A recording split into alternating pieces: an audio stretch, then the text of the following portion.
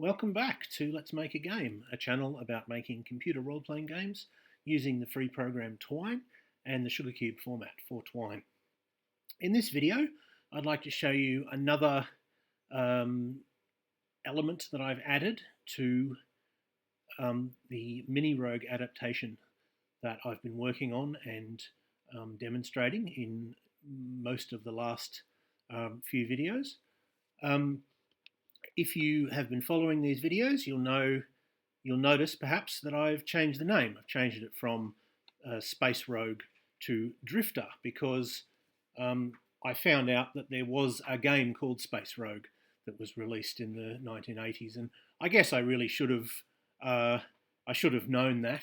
It's a fairly common idea if you've got a roguelike as a genre, that there'd probably be one called Space Rogue, and I certainly should have checked, but I didn't, and then I found out that there was one called Space Rogue. So I've changed it to Drifter, but that's not the main change. I'll show you the change.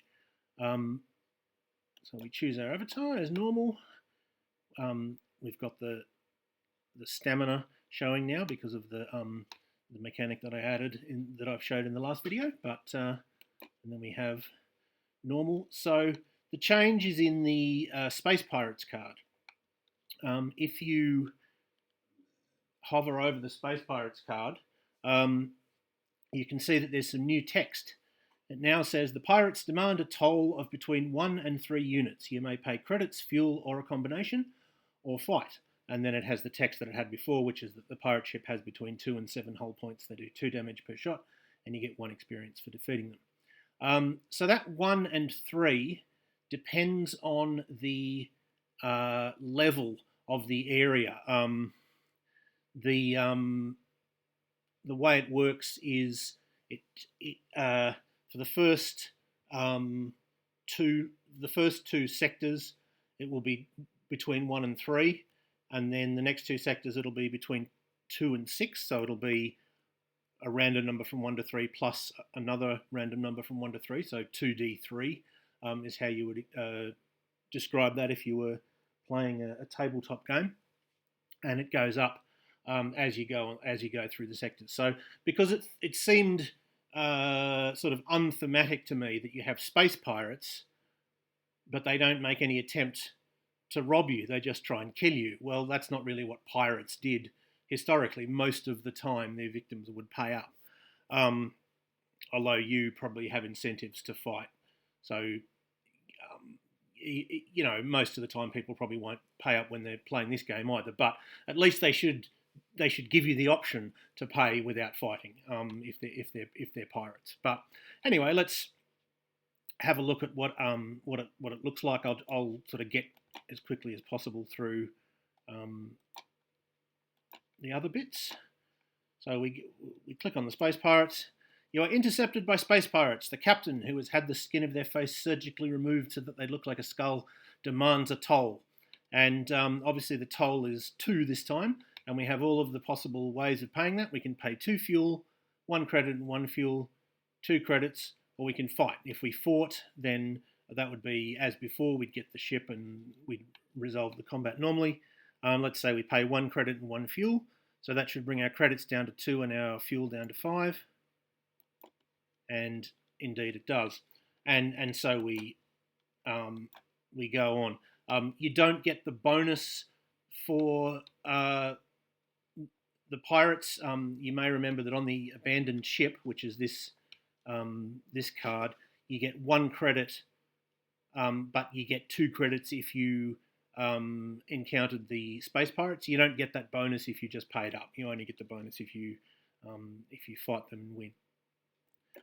So that's what it looks like, and I will spend the rest of the video showing you the code. There's no new concepts, there's no new commands or anything. This is just an example of how to implement things that we've been talking about already. So let's get into this. If you're wondering how I renamed it, there's 2 parts to renaming a file. One is you go story, rename, and then you enter the name of the story. And then also when you're saving the file, you change what you want to save it as. So that those are two separate things, and you need to do both.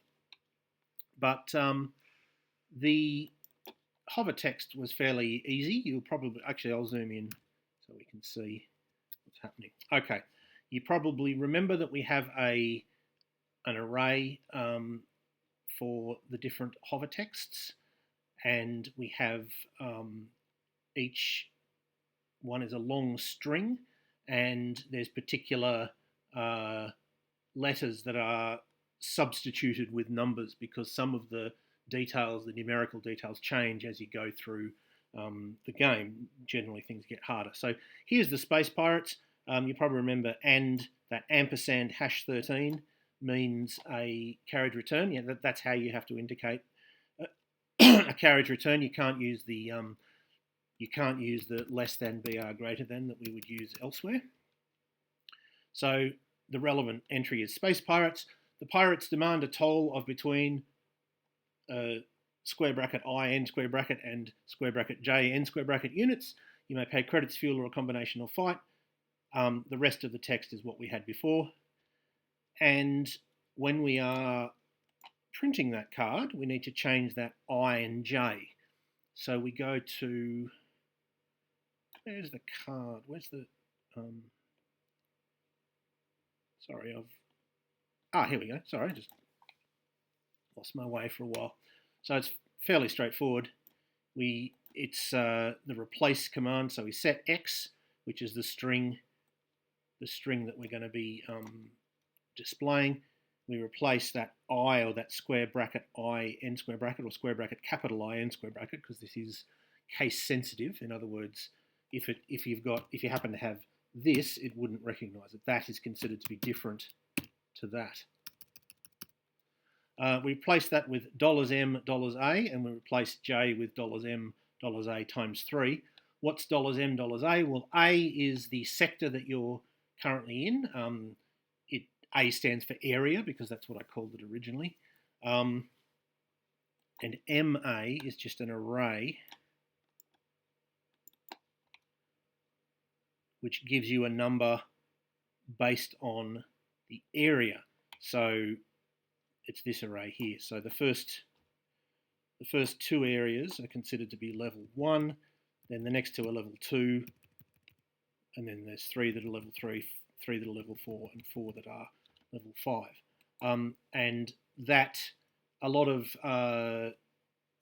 the numbers in the game go up based on what's in this M array, such as the damage that particular enemies do, for example. All right, so let's now look at how we deal with the actual encounter. So we have just printing the banner and putting a couple of line breaks. We set Z equal to 0.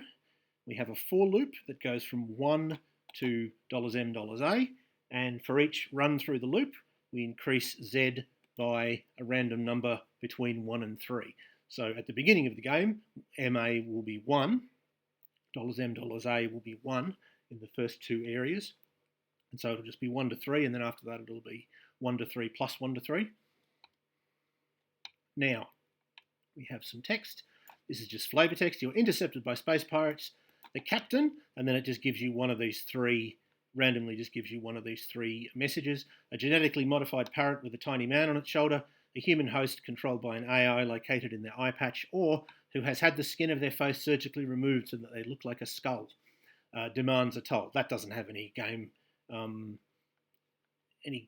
effect. That might seem a little bit goofy to have a giant parrot with a tiny man on its shoulder, but I thought it was neat. I make no apologies. So you get your message, and then the computer asks itself, well, can the player pay this? Because there's no point giving you a choice if you can't actually afford to pay it. And so we look at R3 and R4. R3 is your credits and R4 is your fuel. And if your credits plus your fuel is less than what they demand, well, there's no point giving you a choice. So we just say, alas, their price is too high and you have no option but to fight. And you just have a button which takes you to S2, and S2 sets up the attributes of the Space Pirates and goes to the combat screen, which we've already discussed. But let's say you can pay the toll.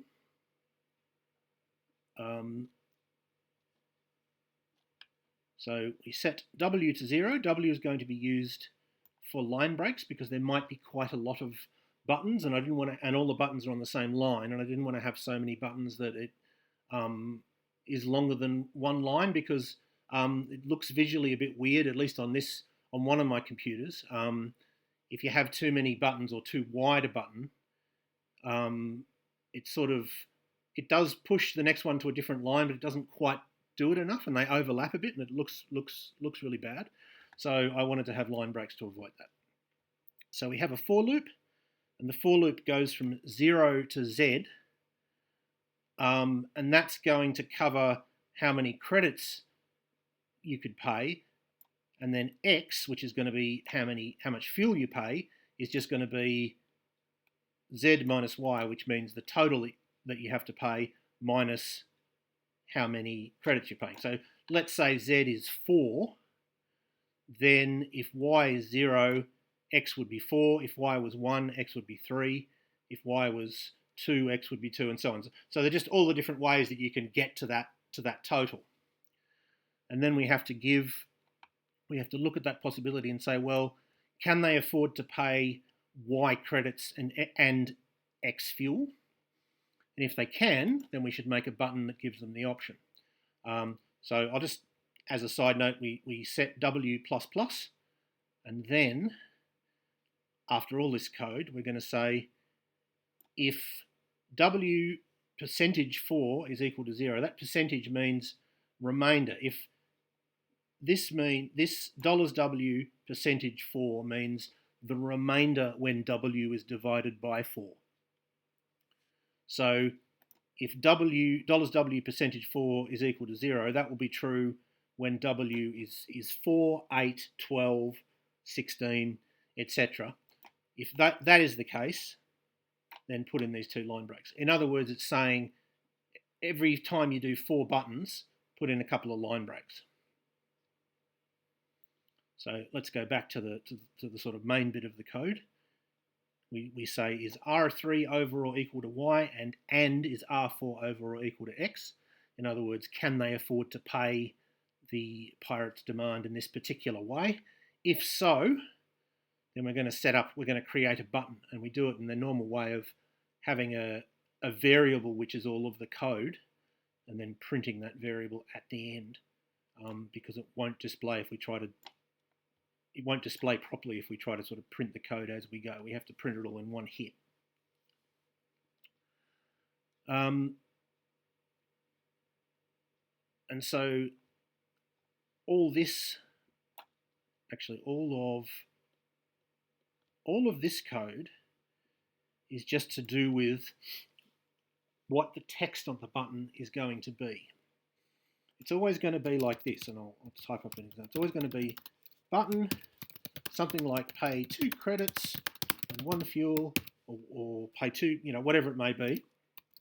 And it's always going to send you to progress, because once you pay, it just diminishes your stats by that amount, and you sort of go on your way.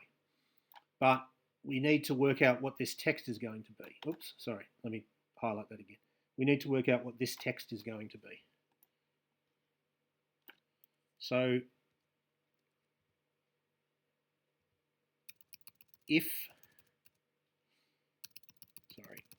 we go. Okay. So if Y is over 0 and X is over 0, then the text of the button is going to be pay Y credit and X fuel. Now you might notice it says credit, not credits. Well, we're going to fix that later. So it'll say something like pay 2 credit and 3 fuel, whatever. If that's not true, but Y is over 0, then we know that then X is equal to 0. So we're just paying credit. So it'll just say pay Y credit. Otherwise, well, the only other possibility is we're just paying fuel. So it'll just say pay X fuel.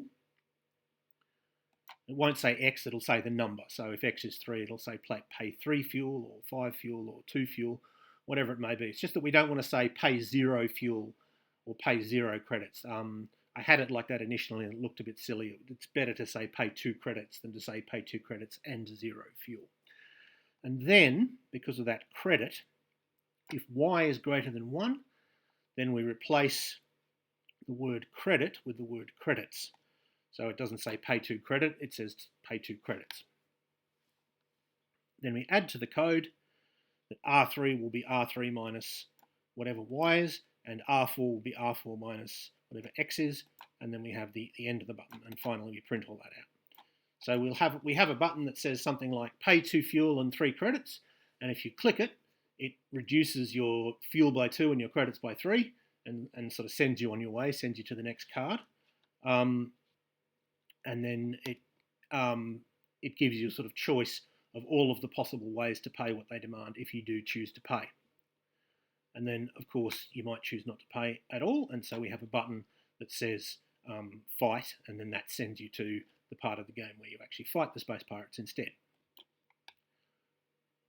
So that is an example of how we use the commands that we've learnt so far to, in this case, add a bit of detail to a game and make it a bit more RPG-like, as I define that. Have a few more choices and make the pirates behave a bit more like I imagine pirates would actually behave. So I hope that was useful or interesting to at least some of you, and I hope you will tune in next time.